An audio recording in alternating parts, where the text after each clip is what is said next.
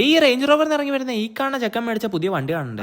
അത് കാണാനായിട്ടാ ഇത്രയും പേര് ഇവിടെ കൂടിയാക്കണം. ഈ കൈ കൊണ്ട് പീസ് കാണിക്കുന്ന മുതൽ ഇതിന് തന്നെ വന്നാൽ പുതിയ വണ്ടി എടുക്കുന്നതിന്റെ എല്ലാ എക്സൈറ്റ്മെന്റും ആളുടെ മുഖത്ത് കാണാനുണ്ട്. അങ്ങനെ നമ്മളെല്ലാവരും ചേർന്ന് നമ്മുടെ ലെക്സൺ മോട്ടോഴ്സ് കയറിയിട്ടുണ്ട്. വന്ന് കയറിയപ്പോഴത്തേക്കും ദേ പൊതച്ചു മൂടി ചെറുക്കനെയും കിട്ടിയിട്ടുണ്ട്. ചിലരൊക്കെ ഇവിടെ വന്നിട്ട് രണ്ട് കയ്യിലും ഗ്ലാസ്സിലെ ജ്യൂസ് ഒക്കെ എടുത്ത് കുടിക്കാട്ടോ. പക്ഷെ ഞങ്ങളെല്ലാം ഡീസന്റ് ആയിട്ട് ഒരു ഗ്ലാസ് മാത്രമേ കുടിച്ചു. രണ്ടുപേരോട് എന്തോ കാര്യമായിട്ട് സംസാരിക്കുന്നുണ്ട്. അങ്ങനെ അതൊക്കെ കഴിഞ്ഞ് നമ്മുടെ വണ്ടി തുറക്കൽ ചടങ്ങിലേക്ക് കിടക്കുക കേട്ടോ.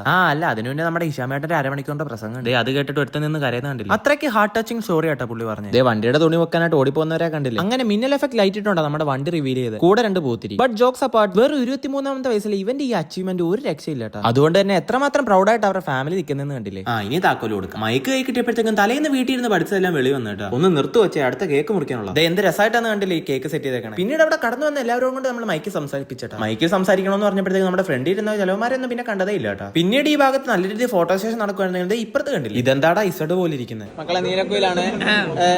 എങ്ങനെയുണ്ട് ഫുഡ്? എങ്ങനെയുണ്ട്? ഇഷ്ടപ്പെട്ടിരുന്നു? കൈ ഉപയോഗിച്ച് ഫുഡ് എങ്ങനെയുണ്ട്? നല്ലോണം എൻജോയ് ചെയ്തോ? കാർത്തികേട്ടൻ കഴിക്കും ഫുഡ് കൈകൊണ്ട് കഴിക്കുമ്പോൾ. അങ്ങനെ അതെല്ലാം കഴിഞ്ഞ് നമ്മുടെ വണ്ടി താഴേക്ക് ഇറക്കാൻ പോകും. പിന്നീട് നമ്മുടെ കൂട്ടത്തിലെ ധൈര്യശാലി കയറുന്നുണ്ട് കേട്ടോ. വണ്ടർലയിലെ റൈഡിൽ കയറിയ പോലെ ആളിരിക്കുന്നത്. മേളിൽ നിന്ന് കണ്ടുകൊണ്ടിരുന്ന ഞങ്ങൾക്ക് എത്ര പേടിയായിരുന്നെങ്കിലും വണ്ടിക്കകത്തിരിക്കുന്ന ആൾക്ക് ഒരു പേടിയില്ല കേട്ടോ. അങ്ങനെ അതൊക്കെ കഴിഞ്ഞ് നമ്മൾ വണ്ടിയായിട്ട് നേരെ വീട്ടിലേക്ക് പോയിട്ടാ.